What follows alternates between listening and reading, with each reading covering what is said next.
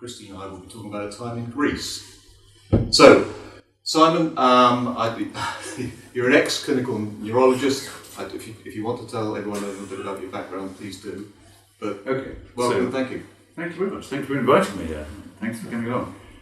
I'm a clinical neurologist and a physician, and I've been a humanist for some years. I'm currently chairman of the Shropshire Group.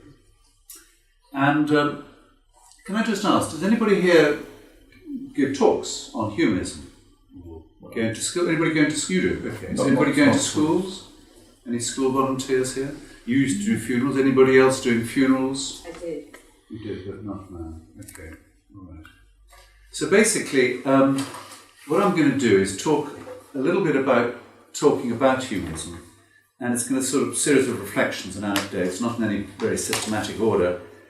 And over the last few years, I've just seemed to have got more and more involved in talking about humanism.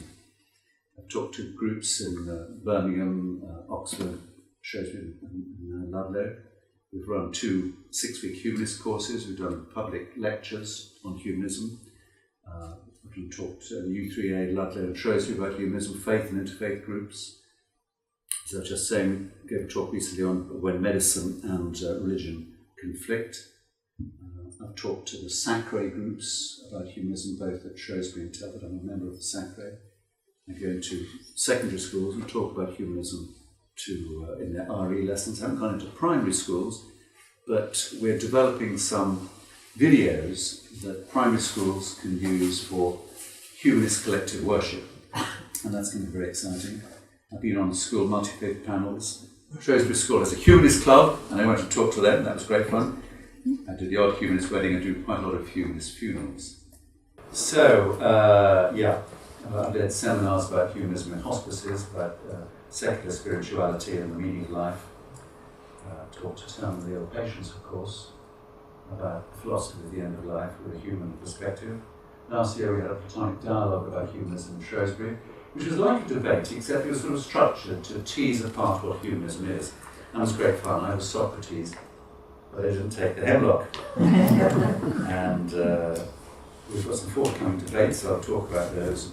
And then several times a year, about 4 times a year, I do a slot on Radio Shropshire on Sunday morning, and they call that Pause for Thought, so that's Thought for the Day, a little humanist comedy. But before I talk a little bit about that, I just want to very quickly run through, so we're all talking about the same thing. Okay, so nowadays we talk about life stances and worldviews. These can be religious or non-religious. There's a bit of a grey area in between. You've got, for example, Sea of Faith Anglicans, you've got secular Quakers, some forms of Buddhism sort of merging towards the non-religious. And the question is humanism religion? It depends entirely on what you mean by a religion. So if you define it too narrowly, it's unhelpful. If it's too widely, like WI and Ludlow Town football supporters, actually, they probably are a religion, because they believe in religion. So, I say there's no single criteria. It's a sort of more of a Wittgenstein family resemblance. So it's sort of one or more of these things: belief in God or gods, afterlife, heaven, hell, purgatory, limbo, sacred texts, the sort of thing I mean. Sources of unquestionable doctrine, figuratively or literally carved in stone, prescribed patterns of worship, founding figureheads, usually, Jesus and Henry Moses, usually male, and authority, imams, priests, and popes, usually male. Some people say religion is designed by men, for men. Okay, so who is religious and who isn't? Now, sociologists divide this into various sections. I'll just go through them very quickly because they're quite important. First, we have what's called a loose cultural affiliation. Now, by this criteria, I am Christian in a sort of John Betjeman way. I love churches and cathedrals, religious music. I love Christmas. I love Christian culture, but that's not Christianity, that's not religion in the normal sense. Nor do I feel that I belong to religion. And I'm not, for example, Christian. And then there's the believing. So I don't believe in miracles, the virgin birth, let alone resurrection or God. And then, of course, there's going to church, temple or whatever. So sociologists ignore the first as irrelevant to religion, and they call the others belonging, believing, and behaving, and each of those needs to be taken into account in assessing whether a person or a group of people are religious or not. And the outcome of this, and you'll know these statistics, 53% of the population now, they say they live without religion, they have no religion. Okay, so this is the largest group in the country, and that's overall, all ages. For young people, that's school leavers, and in fact, the parents of young children, it's about 70% say that they live without religion. Now this is particularly interesting. The people who call themselves Christian, who write down Christian as their religion, less than half of them believe that Jesus was a real person who died, came back to life, was the Son of God. And those are the sine qua non for Christianity. You know, you don't have to believe in the virgin birth anymore, but you do have to believe he was the Son of God and came back from the dead. Resurrection is crucial. So 50% of the people who call themselves Christians are not believing Christians. They may belong, but they don't believe. And most people who say they live without religion, if you question them, they have standard humanist beliefs, which I'm not going to go into because you know them all. The only one they slightly fudge is that quite a lot of them say, well, maybe there's an afterlife. People are a little bit edgy on that one, which is interesting. Now, people vary in the degree to which they're religious. And like all biological variables, it is part of a normal distribution. So most people in the middle, some very religious, some not very particularly religious. Why do people vary? There can only be two explanations.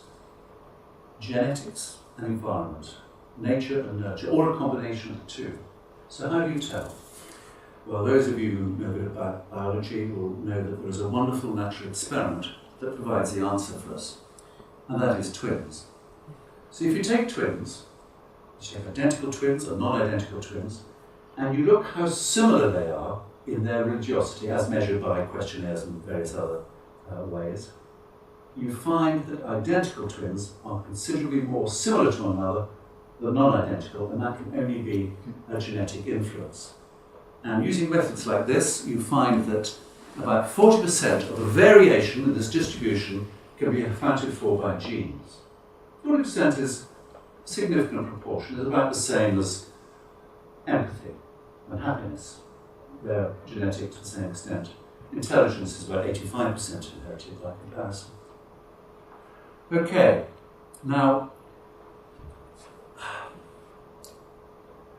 just ignore the slide for a moment. In the days when people were brought up in a family, so you got your genetic endowment of religiosity to a greater or lesser extent from your parents, and you followed their practice, and going to church and so on, and you continued to live in the same village or town, you tended to stay in the same religion. There were a lot of environmental reinforcing factors, but now children move away. You may have noticed that. Sometimes not quickly enough, but they do move away eventually. And then they seem to revert to their natural innate level of religiosity. And this demonstrates this very nicely. It's a very nice study by Verus from the University of Essex. So if both parents are religious, okay, there is about 50% chance they'll be non-religious, and about 50% chance they'll have the same religion as their parents. If only one parent is religious, it's 75% non-religious, 25 religious. And if neither parent is religious, it's very unlikely the child will be religious. So the drop-off in belief in religion is generational. And this is demonstrated by this. Now this is a 30-year period. This is purple is no religion, the red is Church of England. You'll see as one gets bigger, the other gets smaller, to roughly the same extent. The Catholics, yellow, have stayed much the same. The other Christians have stayed much the same. The non-Christian religions have probably doubled, but still a very small proportion of the total. Do you know who these two people are? Anybody? Okay, so these are two very well-known theologians. That's Don Cupid, who was is a priest and a theologian. He's a bit older than that now. And this is Richard Holloway, who was Bishop of Edinburgh, or Primus of Scotland, a bit like the Archbishop of Canterbury in the Anglican Church of Scotland. They both lost their faith. They both became what they refer to as post-religious non-realists. John Cubitt started an organisation called the Sea of Faith, which is for clergymen who no longer believe in God and yet still practice as clergymen. Richard Holloway, did you any of you go to his excellent talk at Church Stretton? Do you know the Engaging Issues talks they have there? Have you ever heard of Engaging Issues? At Church Stretton, they have a really good organisation run by the United Reformed Church. They have great speakers. And 2 or 3 years back, he came and he talked about the spectrum of belief. From on one hand, the sort of the 4 horsemen of the atheists, Dawkins now, at the other end, fundamentalist Christians, and he talked about the spectrum. He described himself as sort of in the middle here as post-religious, because obviously he was religious, as a non-realist. You know, a realist believes that there is something out there, some God, some driving forces, some morality that we have to discover. Non-realist believes it's all in your head, it's a human construct. So at the end of the talk, I turned to a person either side of me, both of whom were wearing dog collars, one man, one woman, and I said, on this spectrum, where are you? And they said, well, we're the same as him. So I said, are you sure? You believe in Jesus, but you don't believe in God? And they said, yes. And I said, is your congregation know that? And they said, no. So combine that with the fact that over half the people who call themselves Christians don't believe in God. If we can just keep humanism open and available, I think you'll find more and more people drift towards us. Okay. Just a quick point about, everybody knows that you can have Jews who believe in the Jewish faith, you can have Jews who consider themselves to be racially Jewish, and others who, like me, consider themselves to be culturally Jewish. But there are many secular ones, and there are many secular Christians. But there are very, very few secular Muslims. And of course, the reason is fairly straightforward. There is a huge cultural pressure not to leave Islam. You're ostracized by your family. In fact, in many countries, apostasy, that's the death sentence. So it may well be that there are many Muslims who say, well, I'm not really too keen on the dogma, but I enjoy going to the mosque or Ramadan, and it's a great social thing. But we have no way of knowing. In the same way, in Saudi Arabia, there are no homosexuals. None. Because if you said you're homosexual, and in fact, humanists, to be a humanist in Saudi Arabia is a death sentence as well. There are 15 countries in the world, there are 30 countries where being humanist or an atheist is against the law, and in 15 it has the death sentence. None of us can go to Saudi Arabia because when you visa you have to state your religion. You could devil worship rather than let you go. Not allowed to say you're an atheist. Scared of us. Maybe they're right. So that's just a background about humanism. We can come back to some points later. I'm now going to talk a little bit about talking about humanism.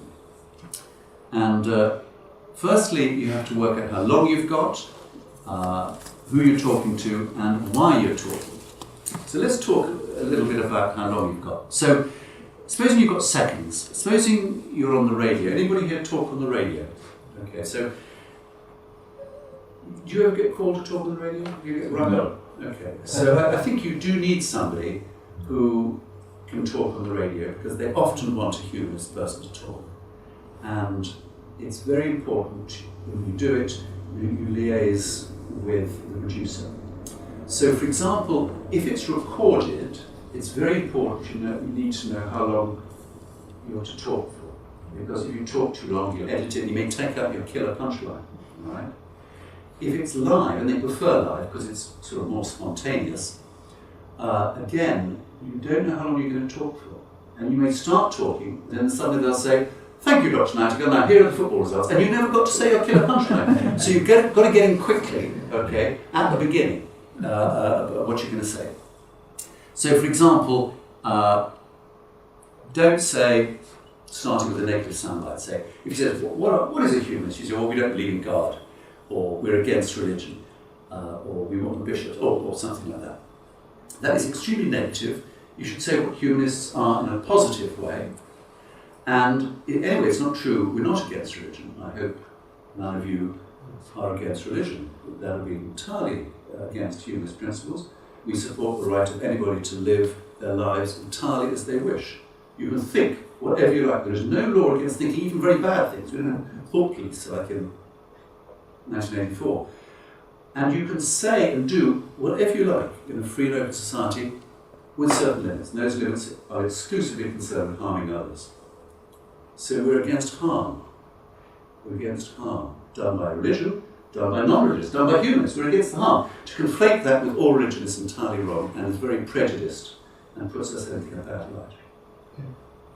So the typical soundbite I tend to use is, well, a humanist believes you can lead a good life and be a good person without religion. And actually, not only is that positive, but it's not confrontational. If you say to a religious person, I'm an atheist, that means I think everything you believe is a load of rubbish. It's not very nice. Whereas if you say to a religious person, okay, I believe I can lead a good life without religion, they'll say, oh yeah, that's okay. Yeah. You probably won't find it very easy, but nor do we. You know, in a way, you're on the same side. And it's much more acceptable. We've got to get on with people. So when I'm talking at greater length, I then break this sentence down. I say, humanists believe this. What evidence do we have? How do we know what a good life is? Going back to eudaimonia and Aristotle. How do you know how to be a good person without a set of rules, without 10 commandments or whatever it is? And we talk about normative ethics. And how you say you live without religion, but isn't it a religion? We've already dealt with that. There is a thing called the radio speech, which if you're good at, you can keep talking indefinitely. And I'll try and do it. I'm not really very good at this. But basically what you do is you don't pause at the end of sentences. You pause halfway through. All right? And you pause between, say, in Northern Ireland, the important thing about the schools is you say, they can't stop you there because you haven't said the important thing. It sounds slightly odd, and it sounds reminiscent of politicians talking on the stage programs. They're very good. Very, very difficult to interrupt somebody doing it. And so I had one written out, and I seem to have lost it. Okay. Now, I do a regular pause for thought, and this was really interesting. I started doing it about 5-6 years ago, and I have to send my script in to the producer. Everybody has to. Particularly because he's very keen that I don't upset anybody, because I was the first non-religious person to do it on Shropshire Radio. As you know, Radio 4 won't allow non-religious people to do their thought for the day. And initially I did it sort of a bit like I was lecturing to university students. I said, well, there are 3 things I want to say. First, and I was told, no, you've got to talk directly to the person sitting in bed drinking their tea at 8 o'clock on a Sunday morning. And so I start with some sort of little personal anecdote, I develop it a bit, I maybe quote some humanist philosopher, and then I sort of, so what? What's this all about? Then I end with some sort of call to arms, maybe we should do this. And of course in the religious ones, they tend to do a prayer. I was on a multi-faith panel last year at New College in Telford, and what they asked for was that I would speak for 2 minutes only and to say what humanism was. And the other people on the panel, I went last, got up and they said, well, Christianity's about loving everybody and being nice, and it's a bit down the time, really. So I thought, no, it's my opportunity to, say something. So what I said was this, and I wrote it out. This is, and at the bottom I gave some references for people. So basically, I'm a humanist. What does that mean? What do humanists believe? In a nutshell, humanists believe you can lead a good life and be a good person without religion, without belief in the supernatural, gods, ghosts, or angels. We don't have a holy book like the Christian Bible or the Muslim Quran. We get our knowledge from studying the way we are and the world about us. That means we believe evolution rather than creationism, science rather than mystery, reason rather than superstition, understanding rather than prejudice. We believe that human morality, knowing right from wrong, comes from us, not from some ultimate source of truth out there that we have to discover. Morality is partly something we're born with, and partly something we work out for ourselves. That's called normative ethics, and it's been around since the ancient Greeks. Humanists believe that a moral philosophy based on knowledge and reason is a lot better than a theology based on divine revelation or holy books written hundreds or thousands of years ago, and priests to interpret the holy books for us. Having said that, the values we arrive at from humanism are not so different from the values of most moderate religions. We value compassion and fairness and respect. Although we live without religion, we're not against religion. Indeed, humanists fight for the rights of everyone to live the lives they want and to believe what they want. We have a sense of awe and wonder as we contemplate the incredible world around us. But as we only have the one life, we know that we must live life well and help others to do the same. Recent surveys have shown that over half the population of the UK live without religion, and though not all call themselves humanists, the large majority believe what humanists believe. Among school leavers aged 18 to 24, the percentage living without religion is over 70%. That's why humanism is taught alongside other worldviews in RE lessons, because linking being good with belief in God is not much help for those who live without religion. So they all got a handout, and I'm sure that will appear in their essays. Because it's a nice, short, précis, and quite punchy. And rather better than sort of wittering like that being kind, which is important, but doesn't distinguish all the faiths from one another. Okay, so one of our lectures are great fun because you have time to develop themes. The longest thing I did was I did a listening project with my brother, who's a vicar, the Church of England vicar. In fact, he's a canon of the Church of England. Actually, you've got a family, really. Actually, you've got a family. Him. Yeah, it's very interesting. And we've had very interesting lives. We've sort of separated, me an atheist, him, I was going to the church as well, him a Christian. And then he's become interested in neuroscience, I've become interested in doing services. And so we sort of come back together again. And so it's quite interesting. And they sat us down in front of a microphone and said, right, talk. And we said, how long for? He said, as long as you like. They had to stop us after an hour and a half. Still chatting. And of course, if you do a listening project, it goes on to the oral history project. The whole thing's kept in the British Library. But anyone in the BBC can go and pinch a bit. And every now and then somebody will say, oh, I heard you and John on the radio the other day. And they can take a bit, edit it however they like, and stick it on the radio. Okay, and then of course, there's the Humanist course. So have you ever run a Humanist course here? It's the best thing we ever did, actually, because in 2016, we had a really big public meeting. We really put the pressure on publicity, and we got about 150 people to the talk, and we encouraged people to sign up for it. And we limited it to 20 people. And those 20 people are all really strong members of our group, and they're young. I mean, like under 60. So that's great. And in fact, some of them enjoyed it so much, they said, can we go on meeting? And so we started a Humanist book club, which has been a great success as well. We did another one last year, and we're thinking of doing one this year, but actually some of us are also doing the new online Humanism course. I don't know how good that's going to turn out to be. And we might even try and adapt that and have a sort of book club around us all doing the online one. Now, it depends a little bit who you're talking to and why you're talking. So, why should we talk about humanism? This is actually quite an important point. Is it to inform humanists like today, to convert the faithful to humanism, to convert the non-religious, to inform the faithful, to disabuse the faithful of the many myths about humanism, to promote humanist campaigns? Now, I would say all of those except to convert the faithful. I do not think we're in the business of proselytizing. I do not think we should be going and trying to persuade religious people to give up. To start with, you're not going to win because if they have strong faith, there's no amount of argument that's going to change them. And I think it puts us in a very bad light as well. There are two groups, I think, that will come to us naturally.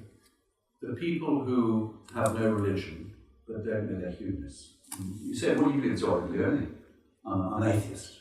Well, actually, if you question them, they have humanist beliefs, and it's much better that they say what their beliefs are than what their beliefs are not. So that's one lot.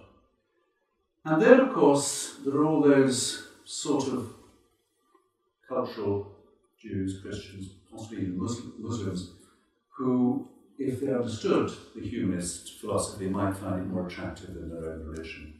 But they will find their way across in due course. I don't think we should be proselytizing. I mean, there's no doubt religions are very, very frightened of secularism and humanism and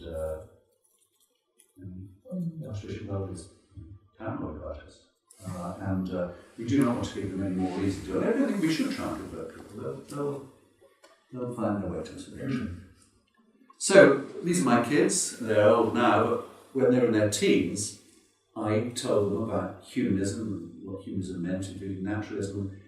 They were completely the wrong end of the stick, and they got naturalism muddled up with naturism. And they were horrified at the prospect that they were going to have nudist camp holidays with their parents. Anyway, I managed to convince them that wasn't the case. And then, of course, got vivid imaginations. They thought there was some sort of cult. And they said, Dad, they're going to take all your money, they'll break up your marriage, they'll give you drugs, and then there's all the orgies. And they said, Dad, we'll come and rescue you. We'll deprogram you from this sort of cult brainwashing. When did that happen? Shrewsbury is much more lively. We have lots of orgies. And, anyway, I managed to disabuse them of that as well. Now, humanist groups are not quite as exciting as the sort of cults. Humanists sort of come in all shapes and sizes, or do they? All right, let me just go back. Humanists, they tend to fall naturally into two groups, and you probably recognise some of these yourself. People who've come from secular families and brought up without religion will find humanism a fairly obvious and no-brainer. But some people were brought up with religion and they believed, and then they lost their faith, and they became quite angry. And that's what happened to me. I was quite happy in my faith when I lost it. How I lost it, I'll tell you later if you ask me. This is me, not long after I lost my faith. Everybody in the 60s had long hair. And I was an angry atheist. And I went around telling people, religious people, that everything they thought was important in their life was a load of rubbish. And these were people who were much nicer, much happier than I was. I feel really embarrassed about it now, looking back. And they were very sweet, and they said, yes, Simon, of course. And to their great credit, we remained friends. It wasn't until about 16 years ago, when I went to a humanist funeral, and I was completely knocked sideways, that I decided to find out about humanism. And I became a humanist because it has positive beliefs and values. And my attitude to religion changed. I'm not a religious apologist, but I came to realise that people of faith saw their religion as making them happier and better people. They saw the same in their families and their communities. I just felt I could achieve the same without religions. It's not easy, but we try because it's important. So that's there and that's now.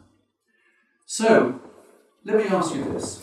How many here went to university or the equivalent NVQ 4+? Okay. So, that should only be a third of you. So, there have been a number of surveys about the profile of humanists, two surveys 50 years apart, mostly male, mostly well educated, often working from the professions, mainly in the urban areas, southeast, okay, not Ludlow maybe, and particularly the recent survey, they're dead old and they're retired. And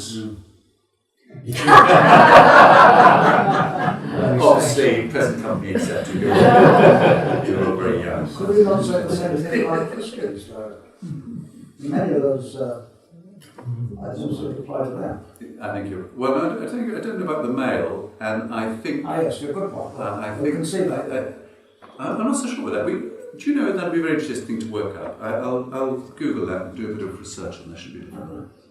Okay, so some of the people I've talked to, I went to Shrewsbury School. They started up a humanist group. Now, Shrewsbury School has a Christian foundation, but actually it's a pretty soft Christianity. They have Muslims and all sorts of people there, and they accommodate everything very well, and they're not particularly evangelical. And the headmaster was perfectly happy to have a humanist group, but I wanted a big audience, so I did a provocative title. And I also wanted the teachers to come. Because when I go into schools, it's the teachers I want to influence as much as the pupils, because I want to be invited again. So what Defence Against the Dark Arts, you all know this is from, I'm sure, or what to do if somebody comes to you with the Bible. So, basically I started off by saying, if you've got a friend and they're religious, stay friends. Because if you try and tell them their religion's a load of nonsense, you're not going to change them, and you will not be their friend. And we have to get on with everybody else in the world. So do not, if somebody comes with the Bible, smile sweetly. Don't attack them back.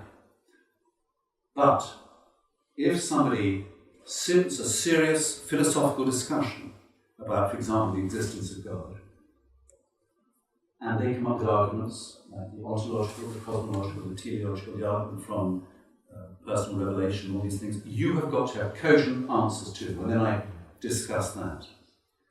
But I encourage them not to be anti-religious, for the same reason as I told you. I think that's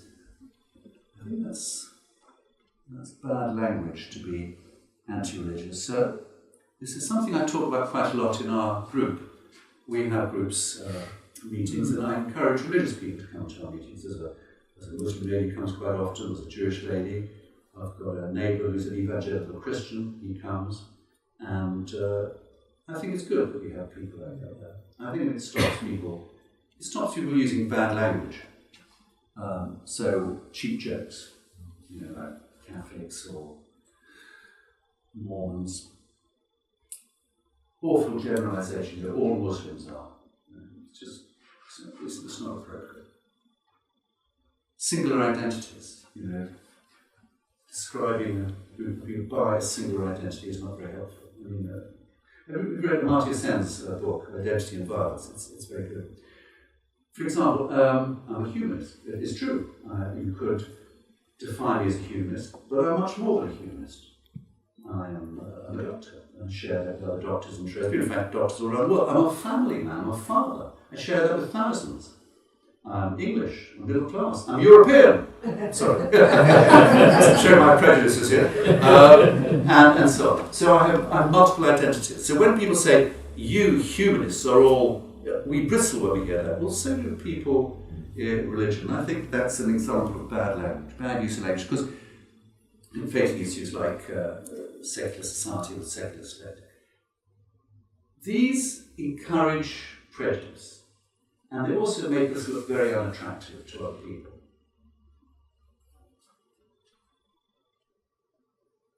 So, when you talk to people of faith, and this maybe you talk to a general population, religious groups, interfaith groups, I'm on Sacrate, a lot of religious people on that, chaplaincy committee, multicultural events which we take part in. There are certain sort of do's and don'ts. Now, I tend to, how am I doing for time? I keep going. Fine. So, let me take this one.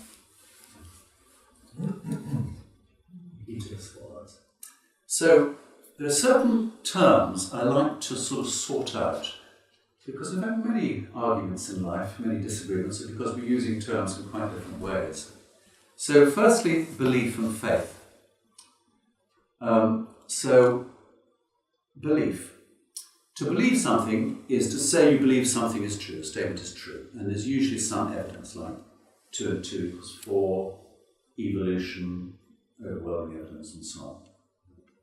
To have faith in something is to say something is true with no or insufficient evidence. So I'd say miracles, existence of God, alternative medicine. There's usually somebody bristles at that. But of course the definition of alternative medicine is there is no evidence for it, because once there's evidence it's not alternative, it's mainstream medicine. Okay, and then to have blind faith is to believe in something when there's evidence to the contrary. So, flat earth and creationism.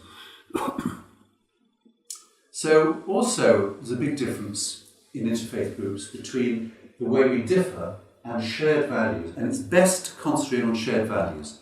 It makes everybody really happy, and you can just read through those. You'll recognise many of them as Christian, many of them as from many different faiths, and they're all no-brainers, aren't they? They're all part of just normal, innate moral behaviour and thinking. Now, of course, we have discussions in our interfaith group. We say, well, isn't it amazing? Isn't it clever? All these religions have worked out the same values. Aren't we clever, coming to the same conclusion? Then somebody says, well, maybe it's just one God. And we're all sort of worshipping in different ways. And we say, yeah, that's not right, we're all worshipping one God. And then I say, well, what's this God like? Because all their gods are mutually incompatible, so that's a no-winner.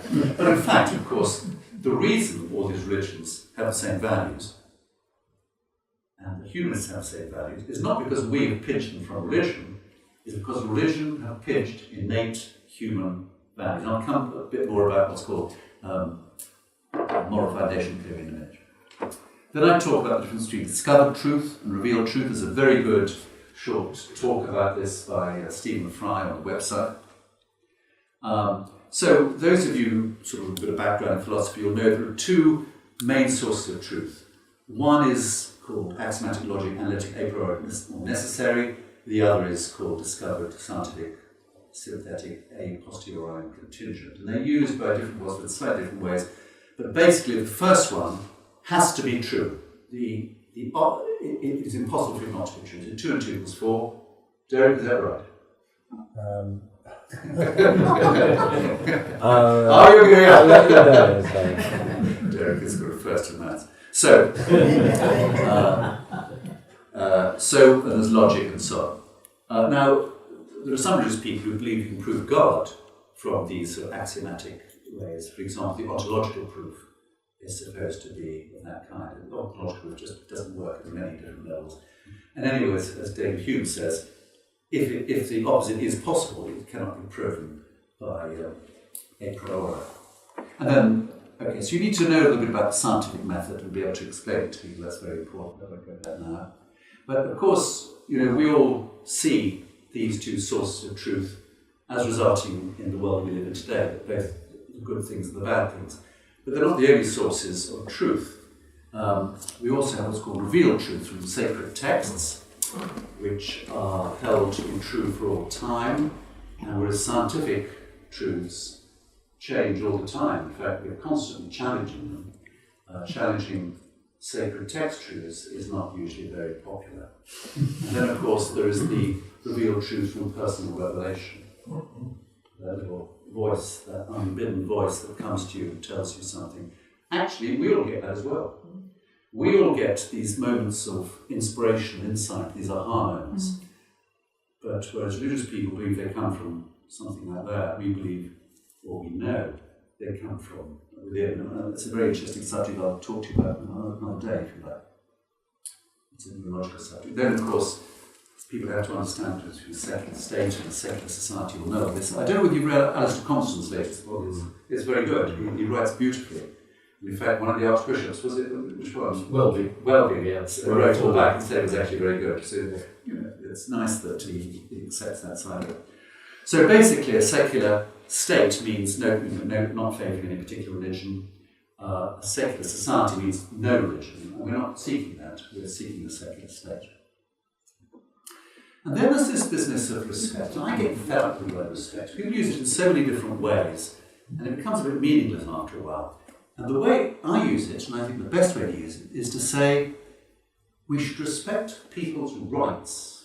Their rights to live the way they do, their rights to think what they want. These are human rights, and we respect their rights. We're not required to respect what it is they believe. So I was in an interfaith group, and it turned out that 3 of the other people on the interfaith group were creationists, and it came as a bit of a surprise to everybody. Young Earth creationists, everything 6,000 years old.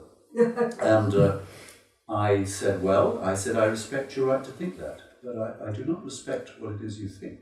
And I think there's an interesting distinction there. It's slightly unfortunate that in the human rights, the European Convention on Human Rights thing, there is a section, Article 8, which talks about the right of respect, but they're really using the word respect there in a sense of privacy. But apart from that, my way of working seems to work well. Okay, so talking to debate groups, there are certain ways of talking that I think should be avoided.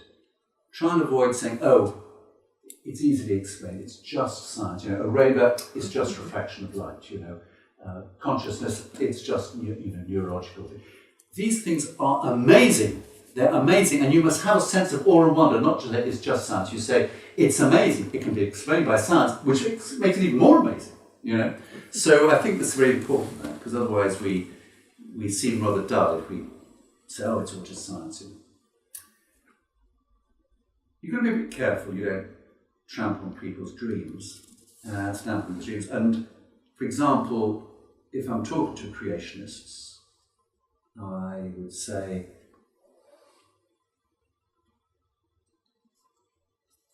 that's a little bit about experiencing awe and wonder about the world. I would say some people believe the world is flat. They do, on the internet. There's a society for people who genuinely believe the world is flat. Why would anybody believe the world is flat? Because they like Terry Pratchett. Good, yes. So there aren't all that many reasons if you think about it logically.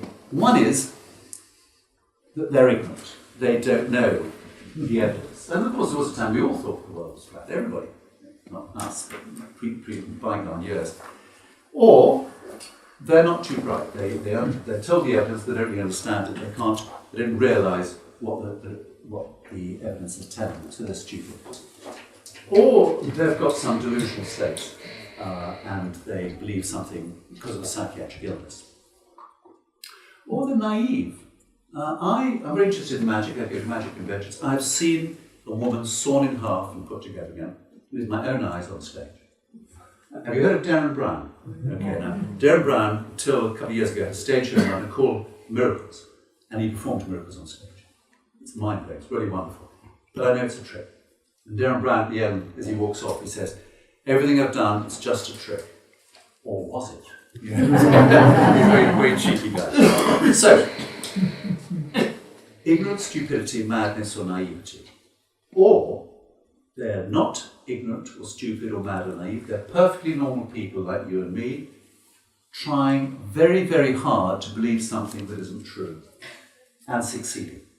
Because if you try hard enough, you can believe anything. There's a wonderful quote in Alice in Wonderland where Alice says something, the White Queen says something, and Alice says, oh, I can't believe that. And she says, oh, the White Queen says, well, I dare say you haven't had much practice. When I was your age, I practiced for half an hour a day, where sometimes I believed as many as 6 impossible things before breakfast.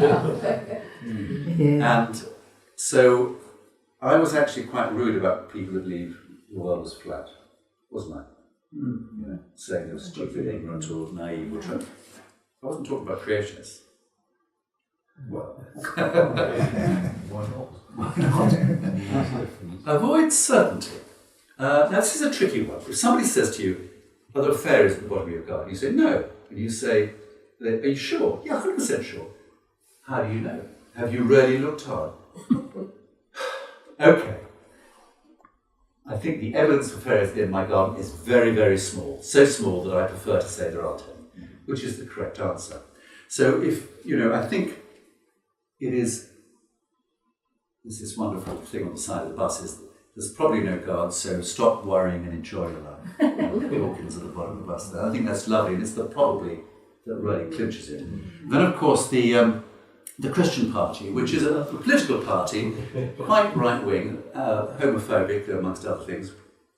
They had the bus saying, there definitely is a God. They blew in there. They should have said there probably is one. Okay.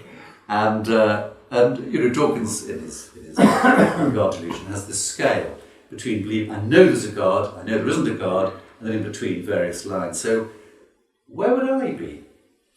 Well, in the sense of fairies at the end of my garden, I suppose I'd be 7, but actually, I think it's fairer to say I think it is extremely unlikely that there's a God. Consider the evidence, and it really doesn't add up. And I think that, as a philosophical position, puts you in a, because Christians say, how do you know? Can you be absolutely sure? No, I can't be sure, but the evidence really doesn't add up. And I think that is a better way of putting it. I don't know, we can talk about this later, about whether it's good to be certain or not. Agnosticism is an interesting area. There are 2 sorts. There's a sort of, I'm not sure. Maybe if we have more evidence, I'll know. And the strong agnosticism which was the original sense, as coined by Huxley, that certain things are unknowable as of their nature, and God is one of them. And this sort of links in with what we call NOMA, non-overlapping magisterium, Stephen Jay Gould. And it's an interesting discussion we can have later as to whether there are things which by their very nature are unknowable, ineffable if you like. What was it? The last words of Tractatus. Von man nicht sprechen kann, darüber muss man schweigen. What you cannot speak about, don't speak. So, I'm not going to talk a lot about funerals, except that it's important to remember that they're not times for preaching, and that any introduction of humanism must be relevant to the person who died and the family. I like my funerals to be inclusive, and I usually say if the family are happy, it's something along the lines of, although John lived his life without religion, he was by nature inclusive and respected those who have faith, and there'll be an opportunity for you to say your silent prayers quietly later as we reflect on his life. And I've had religious people coming up afterward and saying they really liked that, they felt included. And actually I went to a Christian funeral for a friend of mine, and a lady vicar, it was in Bishop's Castle, and she looked around, she said, this church is absolutely packed, I've never seen like this before, I've never seen any of you here before, I've seen a lot of you in the pub. She said, so a lot of you almost certainly not Christians, but this is a Christian service, and I'll be talking about, but when I talk about God, you just think about Tom. I thought, that was really sweet. We felt sort of included, and I thought, by comparison, that was a nice way. Okay, so I'm very interested in end of life, and we can talk about this at the end as well. What do you say to somebody who says, Doc, this is crazy. I was born, I've lived my life, and now you tell me I'm going to die. What's all that about? That's a bloody waste of time. Why? Now, that is a wonderful metaphysical question, and I'm sort of mentally rubbing my hands saying, this is really interesting. But of course, it's not about me, it's about him. But what do you say? And I asked our Catholic chaplain at the hospital what he would say. He said, I'll tell him about God. So I said, what if you didn't believe in God? He said, well, I'll tell him about God anyway. Now, that is awful. In fact, the chaplain, Mark Edwards, at the hospice is great. He does very good non-religious spiritual support, as most good Dominicans do. My brother certainly does. So the commonest questions asked by those with faith are firstly, how do you know what is right and wrong and good and bad? A reasonable question. The next one is very revealing and say, well, even if you can work it out, why do you bother? Well, they, of course, do right and wrong because they go to heaven rather than burn forever in hell for eternity. And eternity is a very long time, particularly towards the end. But Woody Allen, not mine. Whereas we do the right thing because it's the right thing. So in a sense, that puts us on a higher moral ground. So very quickly, morality. I'm going to have really quickly with this. I'm going to go through very quickly. So basically, morality, are we born innocent and then corrupted? Is the original sin and redemption, or are we born without any morals, like a blank slate that rules need to be written on, in which case where do the rules come from? And I strongly recommend you read this book. It's a delightful book, and it's basically about what's called moral foundation theory. And if you need to defend a moral system, this is an excellent way of doing it. If you have a book club here, use it as a book. So basically, we're born innately with a sense of compassion, and fairness and justice, and you see this in animals as well. And respect for authority in animals, pecking order, a leader of the pack. We have in-group loyalties, and we have sense of taboos. And of course, John Haidt looks at the difference these are between the people of the liberal philosophy and the more conservative philosophy. Liberals concentrate on compassion, fairness and justice. The people on the right do as well, but also the other three. Whereas the liberals have little respect for authority, we don't trust in groups, and we don't like people telling us what we can and can't do with our bodies. So, I'm going to go through this very quickly, because I wanted to go on to something else. So basically, when I'm talking in schools, I come up with a little moral parable about somebody breaking into a pharmacy, and I talk about consequentialism, I talk about human rights, I talk about mutuality and the golden rule, I talk about deontology, I talk about virtue ethics, a very important area of moral philosophy going back to Aristotle and resurrected by people like Liz Anscombe. And I point out that this is a lot more nuanced than just thou shalt not steal, which is a reasonable start, but doesn't really cover the basis in the examples I give. Morals, of course, written, fixed in stone, literally.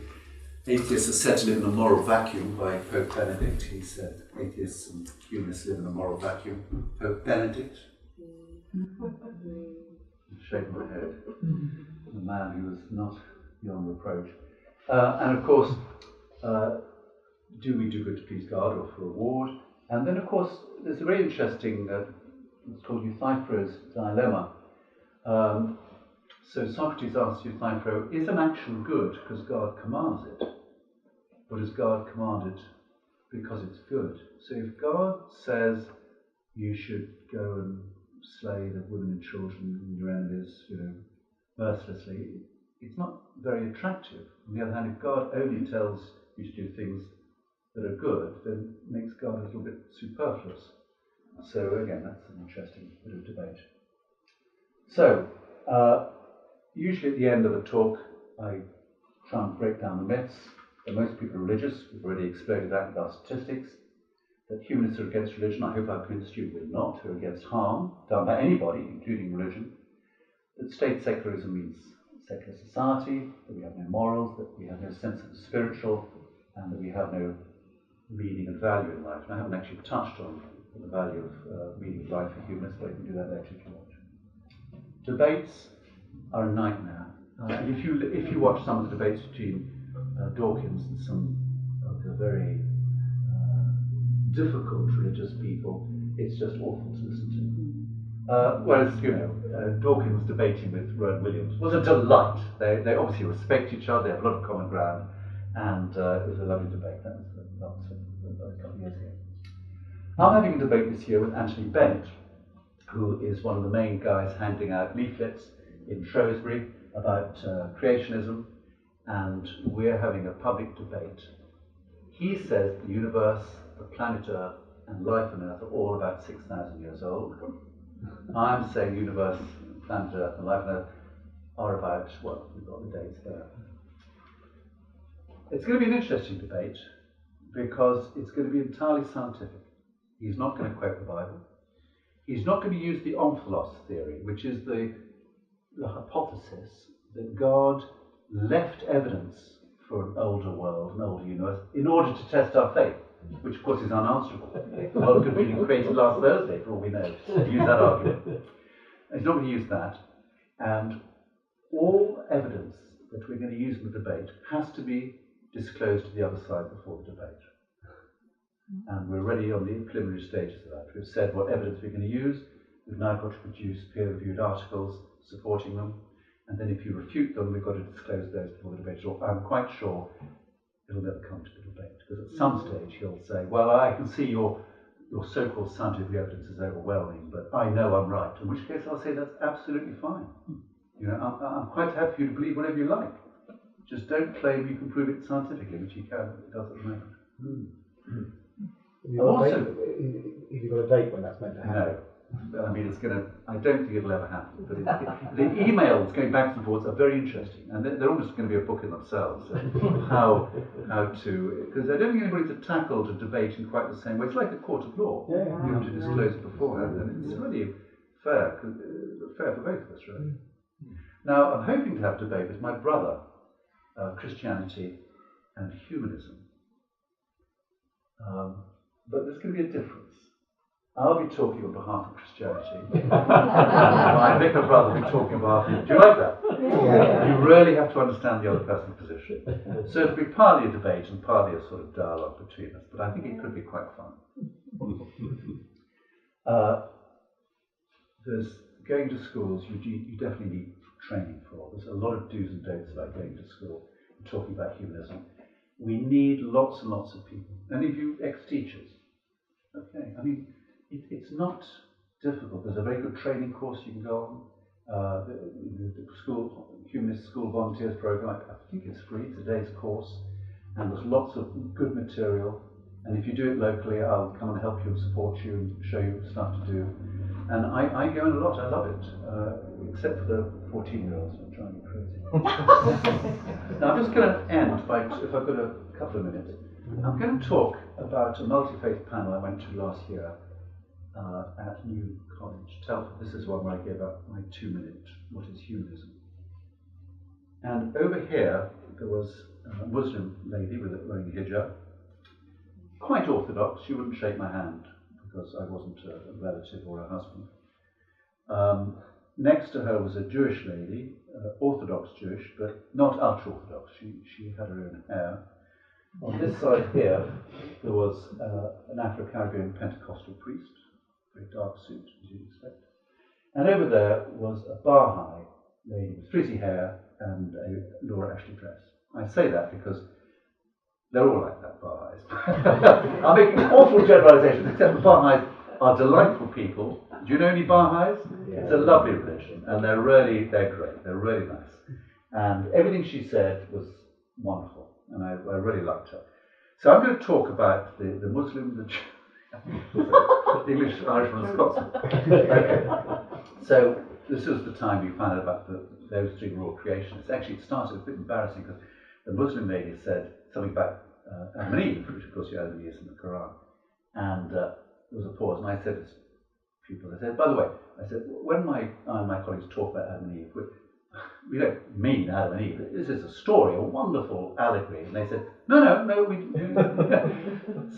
creationists. So that's when I said, I respect your right to believe that, but I don't expect what you believe. And then a young lad who I had lunch with afterwards, some of the other pupils, and so we had a good reason to ask this question, asked what we each thought about homosexuality. And the Muslim lady got obviously a little bit embarrassed by this, but basically said it was a crime, and as such, should be punished.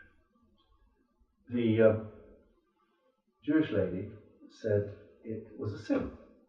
It's forbidden in Leviticus. What it actually says in Leviticus 20, I know my Bible, it says, if a man lieth with a man as he would with a woman, it is an abomination, and they shall both surely die. 3 verses earlier, it says, if a child curses his parents, he or she shall surely die. Now, I'm okay with that one. But, this is crazy. Then the Pentecostal priest was asked, and he was lovely, very charming, deep voice, and he was clearly very sympathetic to, compassionate towards homosexuals. But he said, with prayer they could be cured. Cured. So basically, you had a crime, a sin, and a disease. And then they asked me. So I said, well, if you'd asked me as a free thinker 200 years ago, I'd have said it was incredibly rare, very deviant, probably harmful, and I've been very much against it because I've been ignorant. Well, we know a lot more about it now. What do we know? So I'm going to go into what I said in detail, but I basically told them some of the statistics, that 2% of men are exclusively homosexual, that this is something that comes in childhood. You can recognise it with childhood gender non-conformity. It is usually manifest well before puberty, before they know what homosexuality is, before they've met any other homosexuals. It's not as though they've been infiltrated by homosexual groups. That it is a innate biological phenomenon. Okay, their behaviour is their choice, but not how they feel. It's not something they choose. And I said, in a free and open society, people should be able to live as they wish, as long as it does no harm. So I said, well, let's think about harm. Let's compare it to 2 conditions of about the same frequency in the population. Having ginger hair, okay, about 1 or 2%. So, is that harmful? I'm not sure. I don't want to marry someone with ginger hair, but I've got nothing against them, okay? I'm fairly neutral towards ginger hair. But what about being severely aggressive?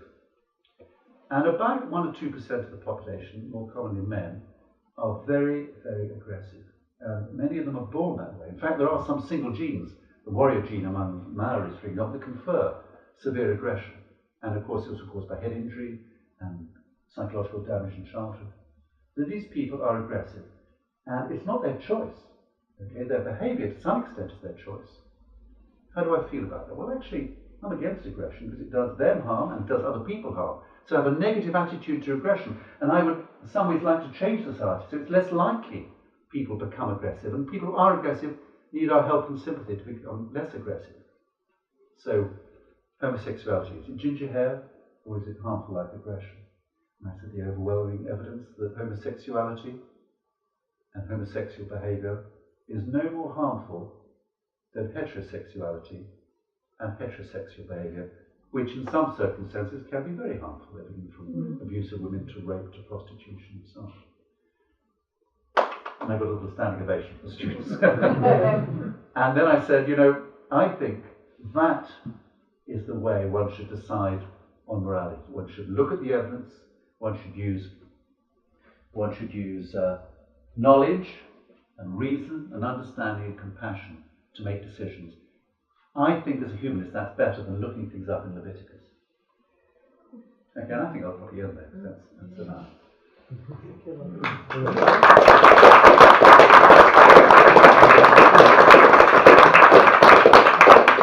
Thank you very much, Simon. Questions? Anyone?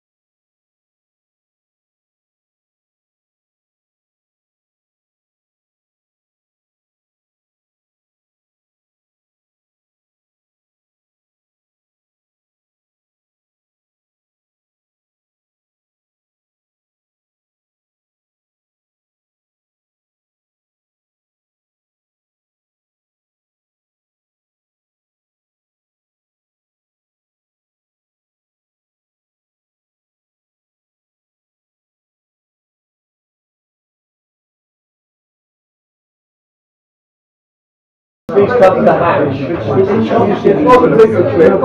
So, remove the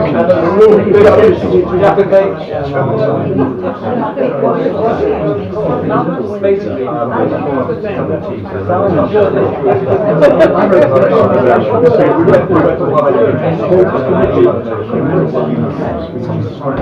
yeah, business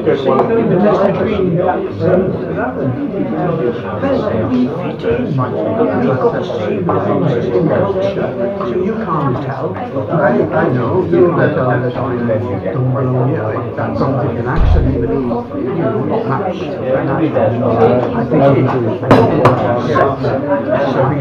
think I don't mean hard.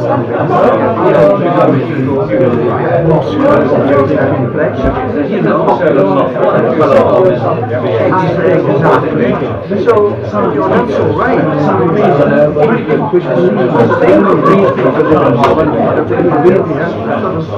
Cross-fertilization, it's always been the case. You're empowered if you get all the points from here and no bits from the Poland, well, that's very good either.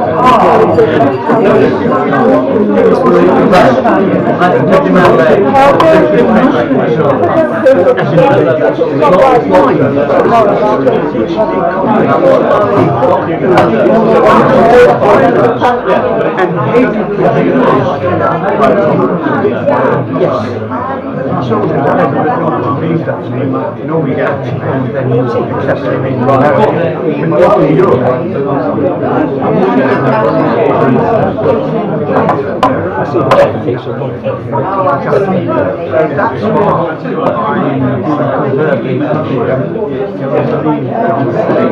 I've always been European.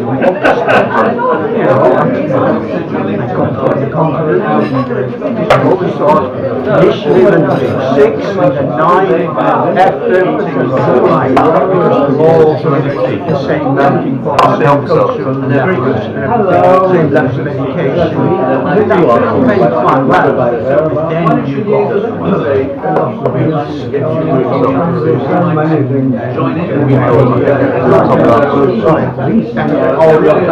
and then of course you've got the massive immigration from Africa and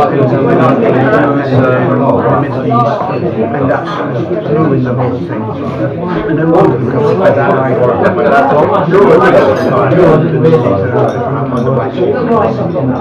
30, 40 years time, I'm afraid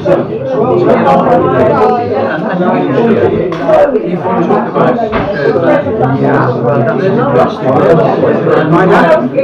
I get and it goes on like this. Eventually people will say that and start doing ridiculous things.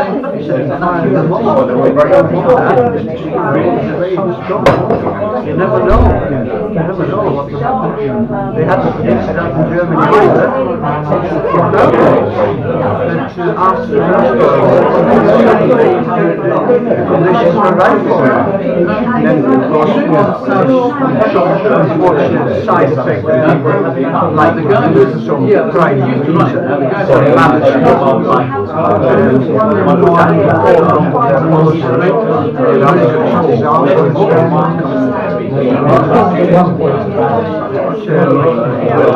I think our grandchildren end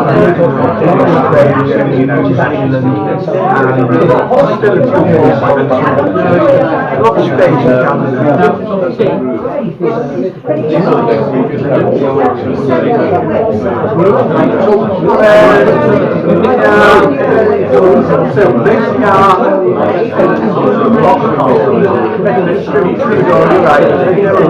Canada. Right.